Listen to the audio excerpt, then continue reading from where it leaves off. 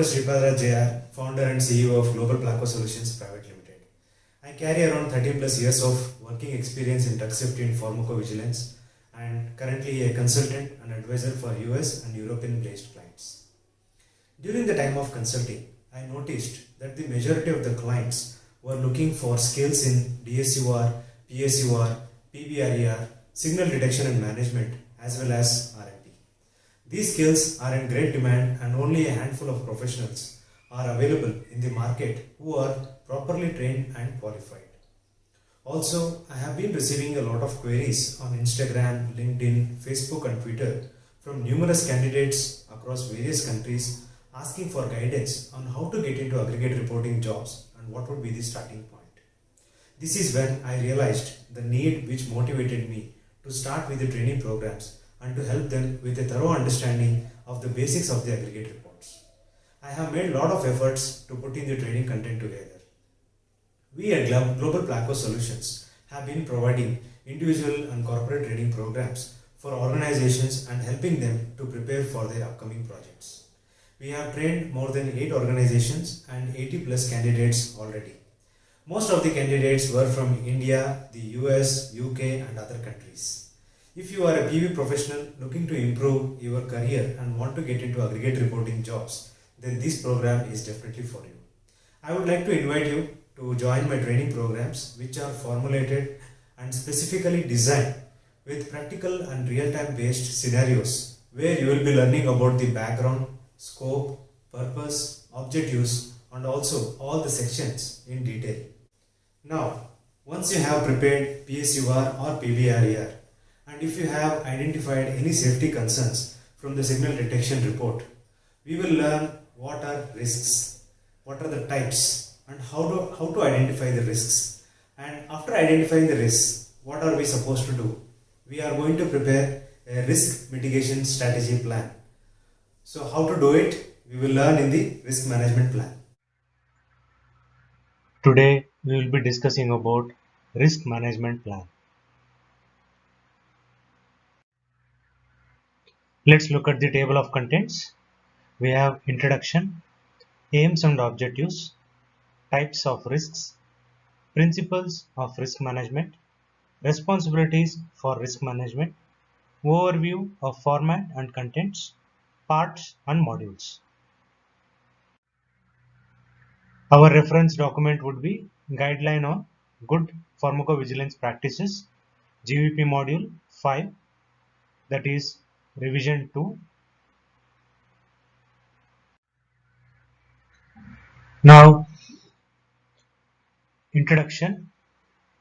A medicinal product is authorized on the basis that in the specified indications at the time of authorization, the risk-benefit balance is judged to be positive for the target population. Generally, a medicinal product will be associated with adverse reactions and these will vary in terms of severity, likelihood of occurrence, effect on individual patients and public health impact. However, not all adverse reactions and risks will have been identified at the time when an initial marketing authorization is granted, and some will only be discovered and characterized in the post-authorization phase. Let's look at the aims and objectives. The main aim is to document the risk management system considered necessary to identify, characterize, and minimize a medicinal product's important risks. To this end, the RMP contains the identification or characterization of the safety profile of the medicinal product with emphasis on important identified risks, important potential risks, missing information, and also on which safety concerns need to be managed proactively. The planning of pharmacovigilance activities to characterize and quantify clinically relevant risks and to identify new adverse reactions, that is the pharmacovigilance plan. The planning and implementation of risk minimization measures, including the evaluation of the effectiveness of these activities, that is the risk minimization plan. As knowledge regarding a medicinal product's safety profile increases over time, so will the risk management plan change. So we have four types of risks. The RMP should focus on those risks that are relevant for the risk management activities for the authorized medicinal product. Risks that are undesirable clinical outcomes and for which there is identified risks, potential risks, important identified risks, important potential risks. Let's see each risk one by one. The first one is the identified risks. The RMP should focus on those risks that are relevant for the risk management activities for the authorized medicinal product. From the identified risks of the medicinal product, the RMP should address only the risks that are undesirable clinical outcomes and for which there is sufficient scientific evidence that they are caused by the medicinal product. Reports of adverse reactions may be derived from multiple sources such as non-clinical findings confirmed by clinical data, clinical trials, epidemiological studies, and spontaneous data sources, including published literature. They may be linked to situations such as off-label use, medication errors, or drug interactions. All these four risks are very important, usually asked in the interviews, so please note these points. Coming to the next one, potential risks. From the potential risks of the medicinal product, the RMP should address only the risks that are undesirable clinical outcomes and for which there is scientific evidence to suspect the possibility of a causal relationship with the medicinal product, but when there is currently insufficient evidence to conclude that this association is causal. Now, coming to important identified risks.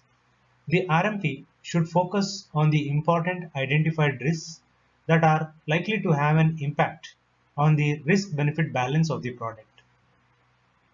An important identified risk to be included in the RMP would usually warrant further evaluation as part of the pharmacovigilance plan. For example, to investigate frequency, severity, seriousness, and outcome of this risk under normal conditions of use, which populations are particularly at risk.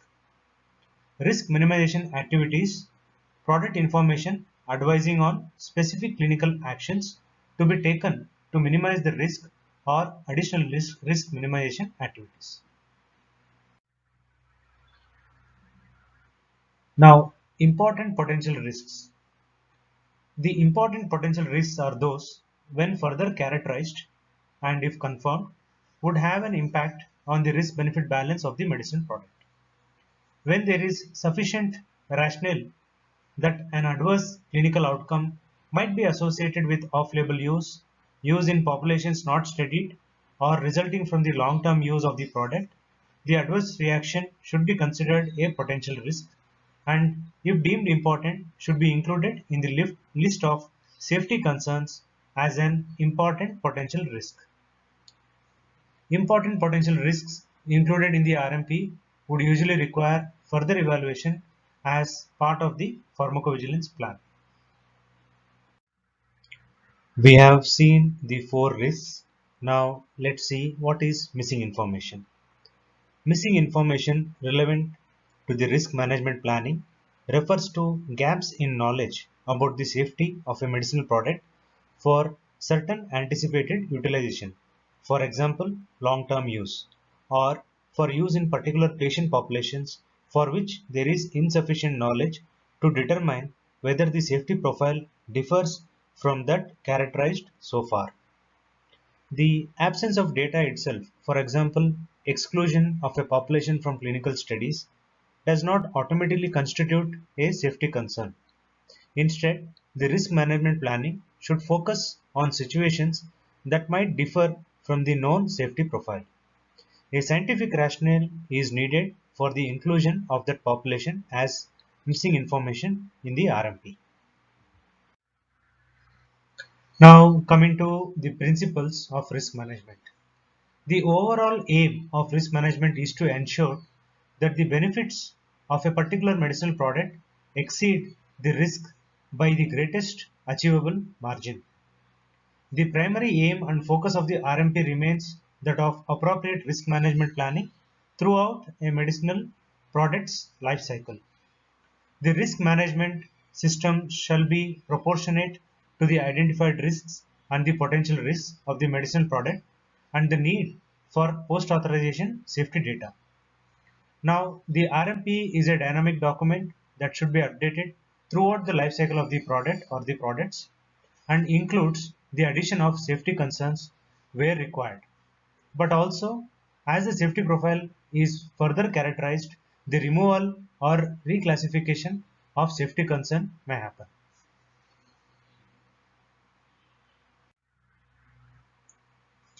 The guidance on risk classification in this document may facilitate that during the life cycle of the products, the list of safety concerns in the RMP will be reduced. It may be that important potential risks can be removed from the safety specification in the RMP, or in certain circumstances where the risk is fully characterized and properly managed, important identified risk may be removed from the safety specification. It is expected that as the product matures, the classification as missing information might not be appropriate anymore once new data becomes available. The need to continue additional risk minimization activities may change as the recommendations for specific clinical measures to address the risk becomes part of the routine practice, such as inclusion into standard treatment protocols in the EU, or in response to the findings of effectiveness of risk minimization evaluations, that is, they may need to be replaced with more effective activities. Some risk minimization activities might be needed to be retained for the lifetime of the medicinal product. For example, pregnancy prevention programs. We saw what are the principles. Now we will see what are the responsibilities for risk management. The principal organizations directly involved in medicinal products risk management planning are applicants or marketing authorization holders and the competent authorities who regulate the medicinal products. An applicant or MAH is responsible for having an appropriate risk management system in place, ensuring that the knowledge and understanding on the product's safety profile following its use in clinical practice are critically reviewed. The marketing authorization holders should monitor PV data to determine whether there are new risks or whether risks have changed or whether there are changes to the risk benefit balance of medicinal products and update the risk management system and the RMP accordingly as described below. The critical review of the safety profile of the product is a continuous activity and is reflected in data submitted with PSURs where an RMP submission may or may not be warranted. In addition, there are two specific milestones when the marketing authorization holders of products approved following full initial marketing authorization applications are advised to reflect on the need to review the list of safety concerns and the planned and ongoing pharmacovigilance and risk minimization activities with the first 5-year renewal in the time period when the first PSUR following the first 5-year renewal is due for submission. It is anticipated that this PSUR submission would occur approximately 8 to 9 years following the granting of the marketing authorization at the time when the assessment of the initial marketing authorization applications for generic products for an active substance commences. As such, the safety profile of the medicinal product is likely to be sufficient, well characterized to allow for a critical review and update of the list of the safety concerns. So now you have seen the types of risks, principles and responsibilities. Now let's look at the format and contents. The RMP consists of 7 parts and 8 modules. The RMP shall follow the RMP template. There is a template which I'll be showing you in the upcoming slide. The part 2 of the RMP contains safety specification, which is subdivided into modules. So the content can be tailored to the specifics of the medicinal product. RMP Part 2 modules generally follow the section titles in the safety specification of ICH E2E guidelines. The modular structure aims to facilitate the update of the RMP. In addition, in specific circumstances, certain RMP modules may have reduced content requirements. However, the RMP document is expected to be submitted as one single document including all modules and annexes as relevant. An overview of the parts and modules of the RMP is provided below. So you can see here we have 7 parts and 8 modules. The part 1 is product overview, part 2 is safety specification. Under that we have 8 modules. The part 3 is the pharmacovigilance plan. Part 4 is the plan for post-authorization efficacy studies. Part 5 is the risk minimization measures that includes evaluation of the effectiveness of risk minimization activities. And the part 6 is the summary of the risk management plan. And the last part is the annexes. This is the mapping between RMP modules and information in the eCTD. There are some modules and information which is overlapping with RMP as well as eCTD. eCTD is Electronic Common Technical Document. Please watch my video on eCTD for more information. To aid consistency between the information provided in the dossier and the RMP, this table indicates where information from the eCTD is likely to be discussed in the RMP. The eCTD data refers to the submission containing the RMP, that is for initial marketing authorization applications IND and major variations, or to historical data already included in the dossier with previous submissions. In this context of a centralized procedure, the RMP should be submitted as a part of an eCTD submission. However, for non-centralized procedures, the RMP submission might still be part of a eCTD submission. eCTD or data submission in this module should be read as eCTD or CTD, corresponding to the type of submission to the competent authority. So we have two procedures here. One is centralized, one is national. Centralized is CAP, which will be, for example, if in one country, one of the EU member lead state, if it is approved, then it will be called as nationally authorized product NAP. If it is approved by the EMA agency, then it will be considered as a centrally authorized product CAP. This is the part 1, that is products overview. This section should provide the administrative information on the RMP and an overview of the product. Basically, we will be providing the information about the product in this section. Active substance information, that is active substance, pharmacotherapeutic group, ATC code, name of the marketing authorization applicant if it is for initial marketing authorization application, or if it is marketing authorization holder for RMPs submitted with post authorization procedures. For mutual recognition or decentralized procedures applications, the names of the expected future marketing authorization holder in the reference member state, if known at the time of the application, should be mentioned. Medicinal product to which this RMP refers. Along with this, a brief description of the product, including the chemical class, summary of mode of action, important information about its composition, for example, origin of active substance of biologicals, relevant adjuvants or residues for vaccines. An eCTD link can be provided to the proposed product information as appropriate. Information on dosage, indications, pharmaceutical forms and strengths, whether the product is subject to additional monitoring in the EU at initial marketing authorization application conclusion or with RMP updates.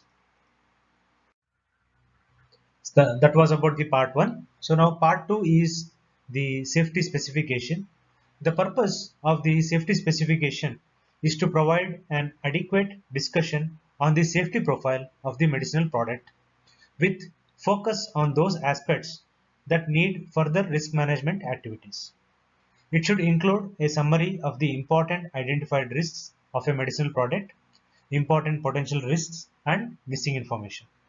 The safety specification consists of 8 RMP modules, of which RMP modules section 1 to 5, 7 to 8 correspond to safety specification headings in the ICH E2E, which we have already discussed in the previous slide. Coming to part 3, I have not gone into too much details of part 2 because it contains 8 modules and the presentation becomes too lengthy. So when you attend the training, we will discuss in detail about part 2 and 8 models. So part 3 is the pharmacovigilance plan, including post-authorization safety studies. The purpose of the pharmacovigilance plan in part 3 of the RMP is to present an overview and discuss how the applicant or the MAH plans to further characterize the safety concerns in the safety specification. The pharmacovigilance plan should focus on the safety concerns summarized in RMP Module 8 of the safety specifications and should be proportionate to the benefits and the risk of the product. Part 4, Plans for Post-Authorization Efficacy Studies. This part should include a list of post-authorization efficacy studies, abbreviated as PAES, imposed as conditions to the marketing authorization or when included as specific obligations in the context of a conditional marketing authorization or marketing authorization under exceptional circumstances. If no studies are required, then this part 4 may be left empty. Coming to part 5, risk minimization measures, very important and core part of the RMP. This part 5 of the RMP should provide details of the risk minimization measures which will be taken to reduce the risks associated with respective safety concerns.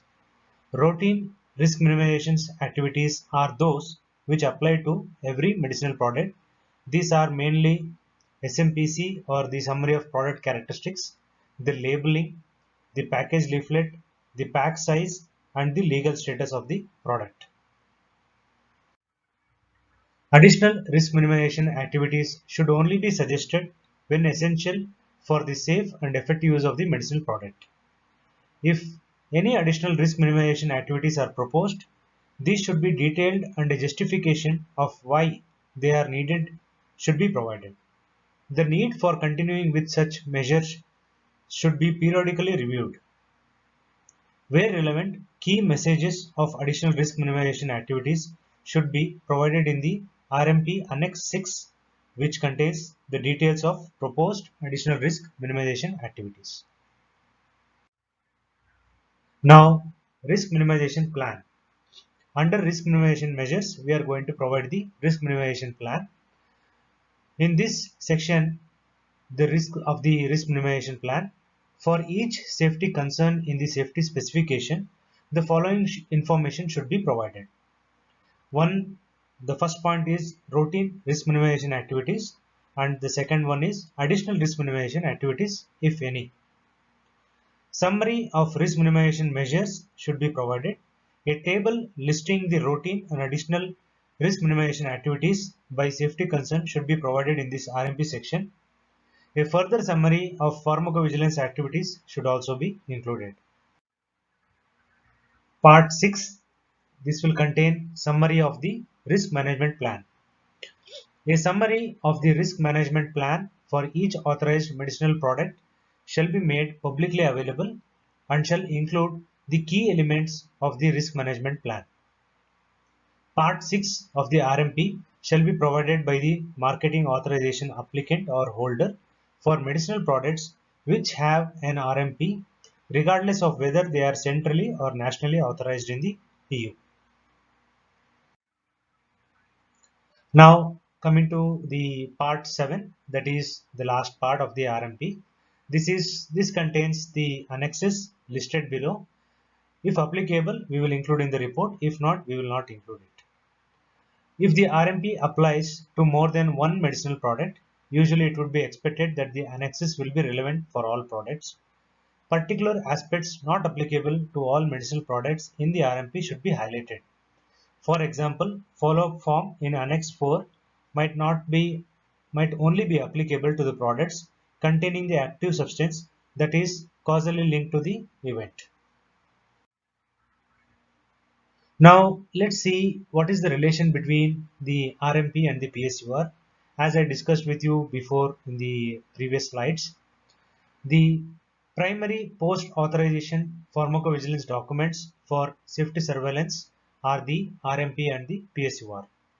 Although there is some overlap between the documents, the main objective of the two are different and the situations when they are required are not always the same. When a PSUR and an RMP are submitted together, the RMP should reflect the conclusions of the accompanying PSUR. For example, if a new signal is discussed in the PSUR and the PSUR concludes that this is an important identified or important potential risk to be added in the RMP, the important risk can be added in the updated RMP submitted with the PSUR.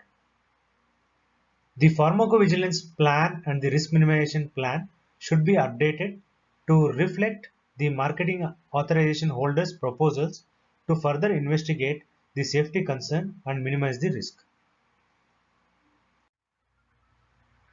So just to summarize this, I have made this types of risk in the RMP. The RMP should focus on those risks that are relevant for the risk management activities for the authorized medicinal product. So we have identified potential, important identified and important potential. So the definitions are here. Please have a look. So this was in brief about what is an RMP, its parts and modules. Basically, we have identified and characterized the risks, then summarize the safety concerns, prepare a pharmacovigilance plan, and then risk minimization measures and activities. If you want to be an advanced PV professional and would like to learn more in detail about RMP, then this session would be suitable for you. I am conducting a session on RMP which will be about 4 to 4.5 hours, where you will be learning about the drafting of each part and modules, how to identify and characterize risks, summarize safety concerns, and draft a robust pharmacovigilance plan and risk minimization measures, along with other sections of the report and overall conclusion. If you are interested to attend a session on RMP, you can register by logging on to our website, that is www.globalplacosolutions.com. Under contact us, there are two options. One is inquiry and the training. You can choose the training option. Upon registration, you will be receiving information on all of our upcoming sessions for aggregate reports by email, and you can join as per your convenience. I hope that the video was informative and helpful to you. Please like, subscribe and share this video with your friends and colleagues. Thank you very much for watching.